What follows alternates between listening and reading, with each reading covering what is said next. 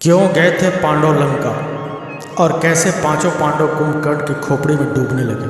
किसने बचाया पांडवों को डूबने से? क्या था आखिर खोपड़ी का रहस्य? यह कथा द्वापर युग के अंतिम चरण की है, जब महाभारत का युद्ध होने वाला था, जिसके चलते कौरव और पांडव अपनी अपनी सेना एकत्रित करने में लगे थे।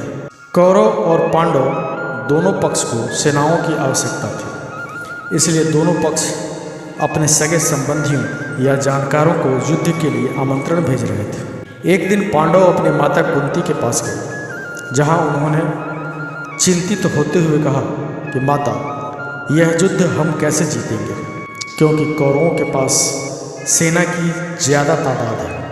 तभी माता कुंती पांडवों को सेना के लिए दक्षिण दिशा में जाने की बात कहती है, जहाँ पर मौजूद थी लंका। पांचों पांडव माता कुंती से आज्ञा लेकर लंका के लिए निकल गए।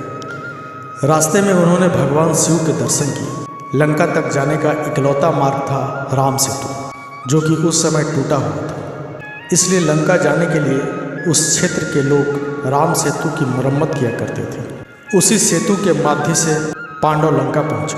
तब उन्होंने वहां पहुंचकर माता मंदोदरी से भेंट की। माता मंदोदरी से मिलते ही पांडवों ने माता मंदोदरी को प्रणाम किया और कहा कि आर्यावर्त में अधर्म फैल चुका है, जिसके चलते हमें अपने सगे संबंधियों के साथ एक विशाल युद्ध में कूदना पड़ रहा है, जो धर्म और अधर्म की ओर समेटे हुए हैं।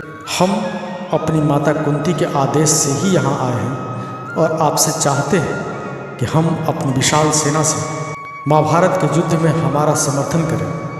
तब मंदोदरी ने कहा कि लंका के राजा रावण पहले ही स्वर्ग से हार चुके हैं। स्वर्ग और इंद्र को जीतने वाला मेरा पुत्र मेघनाथ भी पहले ही वीर गति को प्राप्त हो चुका है। वहीं मेरे देवर विभीषण पहले ही खुद को भगवान को समर्पित कर चुके हैं।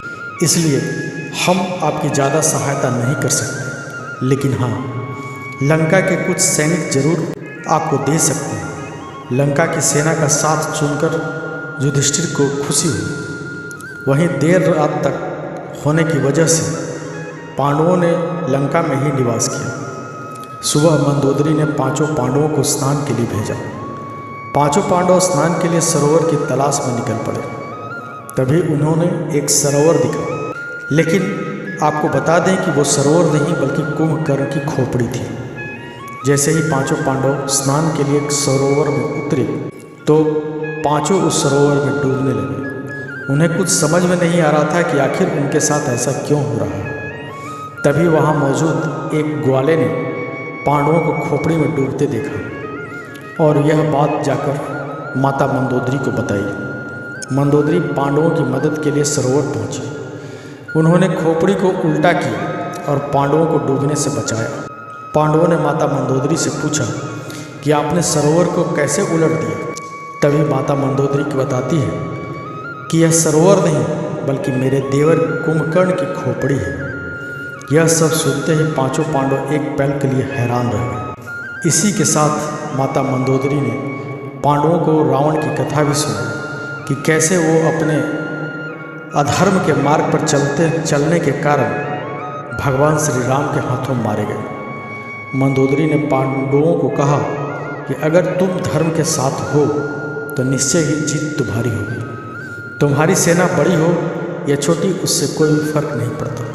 और इस तरह पांचों पांडवों को माता मंदोदरी से एक सीख मिली। तो मित्रों, हमारा ये प्रयास आपको कैसा लगा कमेंट करके जरूर बताएं।